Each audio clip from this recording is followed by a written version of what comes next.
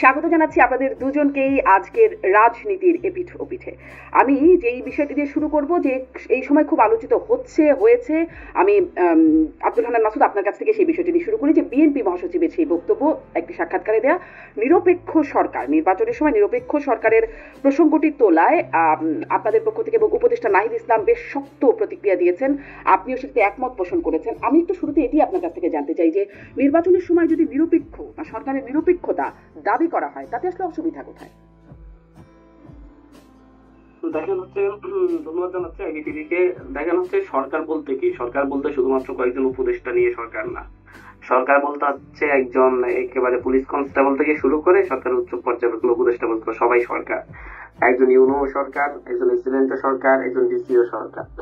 এখন দেখেন হচ্ছে 2008 সালের অভিজ্ঞতা আমরা একটা পাতানো নির্বাচনের মধ্য দিয়ে আওয়ামী লীগকে 200 বেশি আসন দিয়ে মূলত বাংলাদেশে একদলীয় শাসন প্রতিষ্ঠা করা হয়েছিল। একটি পাতানো নির্বাচন ছিল, যার মাধ্যমে বিএনপি জামাতকে মাত্র 30টি আসনের মধ্যে আটকে রাখা হয়েছিল। তো এখন পট পরিবর্তনের পরে 5ই আগস্টের পরে যে অন্তর্বর্তীকালীন সরকার গঠিত হয়েছে, সেই অন্তর্বর্তীকালীন সরকারে বিএনপির নিজেদেরও প্রতিনিধি আছে, বিভিন্ন তাদের সুপারিশে কয়েকজন এখানে উপদেষ্টা হিসেবে আছেন। কিন্তু দেখেন, প্রশাসনের বাকি স্তর সচিব থেকে শুরু করে ইউনো পর্যন্ত যাই আছে সবগুলো হচ্ছে বিএনপি পন্থী বা জামাত পন্থী, এভাবেই হচ্ছে। কারণ অধিকাংশ এই ক্ষেত্রে 90% হচ্ছে বিএনপি পন্থী আমলা। কারণ এর বাইরে আমরা হচ্ছে আওয়ামী লীগের বাইরে গিয়ে আমরা নিরপেক্ষ খুব কমই আমলা আছেন। এখন বিএনপি এই পর্যায়ে এসে প্রধান উপদেষ্টা ডক্টর মোহাম্মদ ইউনূসের নেতৃত্বে যে সরকার, এই সরকার তো মানে হচ্ছে প্রথম থেকে যারা কিছু করে একটা অধিকাংশ ক্ষেত্রে দেখা যাচ্ছে যে বিএনপি যেখানে বাধা দিয়েছে সরকার সেদিকে আর আগাই নেই। বিএনপি রাষ্ট্রপতি ইস্যুতে বাধা দিয়েছে, সরকার সেদিকে আগাই নেই। বিএনপি সংবিধান ইস্যুতে বাধা দিয়েছে, সরকার আগাই নেই। বিএনপি এখন আবার পপুলেশন ইস্যুতে বাধা দিচ্ছে। তো এই সকল ক্ষেত্রে পুরোপুরি হচ্ছে একটা বিএনপি নিয়ন্ত্রিত এক ধরনের সরকারের মতো হয়ে যাচ্ছে আমাদের কাছে মনে হচ্ছে। তার উপর যখন হচ্ছে দেখা যাচ্ছে যে হচ্ছে এই এখন এই সময় এসে তারা হচ্ছে এই সরকার বিএনপিকে যেমন স্পেস দিচ্ছে, জামাতকে স্পেস দিচ্ছে, বাম দল গুলাকে স্পেস দিচ্ছে, এবং উপদেষ্টারা কিছু কয়েকজন উপদেষ্টা নিরপেক্ষ থাকার কারণে এটা সম্ভব হচ্ছে। কিন্তু বিএনপি এই সময়ে এসে যখন হচ্ছে একটা এর বাইরে এর চাইতে বড় নিরপেক্ষ সরকারের কথা বলে, তারা এই সরকারকে যেমন হচ্ছে একটা রাজনৈতিক দলের ট্যাগ দিয়ে তারা এই সরকারকে নিরপেক্ষতা নিয়ে প্রশ্ন তোলে, যেটা আওয়ামী লীগ প্রশ্ন তুলছে যেভাবে সেভাবেই, তখন আমাদের মনে প্রশ্ন জাগে, আসলে কি বিএনপি মানে ক্ষমতায় যাওয়ার জন্য 250 আসন নিশ্চিত করতে যাচ্ছে কিনা?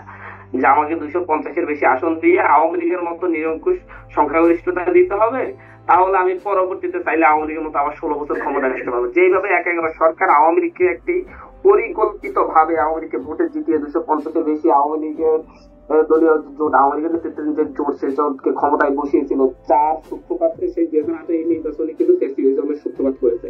আমরা সেই জায়গায় ভয় পাচ্ছি। আমরা মনে করছি এর চাইতে আরো বেশি নিরপেক্ষতা খুঁজতে গেলে তার মানে হচ্ছে বিএনপি চাচ্ছে জামাতকে স্পেস না দেওয়া হোক, বাম দলগুলোকে স্পেস না দেওয়া হোক, এরপর হচ্ছে আপনার অন্য ছোটখাটো রাজনৈতিক দল যারা আছে তাদেরকে কোনো স্পেস না দেওয়া হোক, শুধুমাত্র বিএনপি একমাত্র স্পেস পাক। সেরকম আমি এই প্রশ্নটা একটু জনাব মাসুদ কামালের কাছে রাখি, কিন্তু আমি আপনি নিশ্চয়ই মাসুদ কামালের প্রশ্নটি পরবর্তীতে বলবেন যে আসলে কি বিএনপি এরকম চাচ্ছে বলে মনে হচ্ছে কিনা আপনার কাছে। আমি একটু মাসুদ হান্নান আপনার কাছে আরো একটা বিষয়, যে মানে বিএনপি এই সরকারের নিরপেক্ষতা নিয়ে, বিএনপি তো বলছে যে এখনো পর্যন্ত নিরপেক্ষতা নিয়ে প্রশ্ন নাই।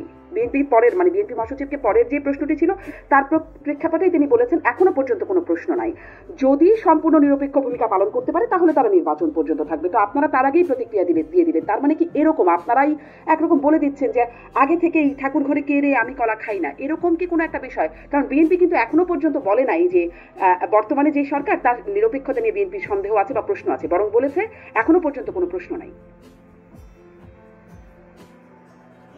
প্রশ্ন নাই, কারণ এখন পর্যন্ত বিএনপি যাই বলতেছে সরকার সেভাবেই হচ্ছে চলছে।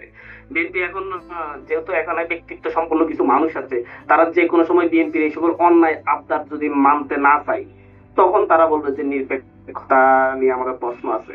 যেমন ধর হচ্ছে যে কোনো ক্ষেত্রে ডিসি নিয়োগে, এসপি নিয়োগে, এমনকি স্বাস্থ্য ডিজি নিয়োগ নিয়ে পর্যন্ত বিএনপি যেই ধরনের একটা সংঘাতময় পরিবেশ তৈরি করেছে, এটা আমরা নিজ চোখে দেখেছি বিভিন্ন জায়গায়। সুতরাং হচ্ছে আপনাকে বুঝতে হবে যে বিএনপি এখন পর্যন্ত বিএনপি চাই নাই এমন কিছু সরকার করে নাই।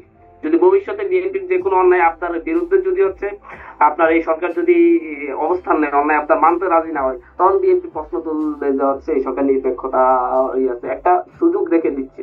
আমরা মনে করছি যে ডক্টর মোহাম্মদ ইউনূসের যে সরকার, এই সরকারই সকল দলকে যেভাবে স্পেস দিচ্ছে এরকম সকল দলকে স্পেস দিয়ে সামনে নির্বাচনটা করতে পারবে। যদি সকল বিএনপি যদি এর সাইতো আরো নিরপেক্ষতার কথা বলে তাহলে বুঝতে হবে বিএনপি এর সাইতে বড় নিরপেক্ষতা বলতে বোঝাচ্ছে যাচ্ছে শুধু তাদেরকে স্পেস দেওয়া হোক আর কাউকে স্পেস দেওয়া না হোক।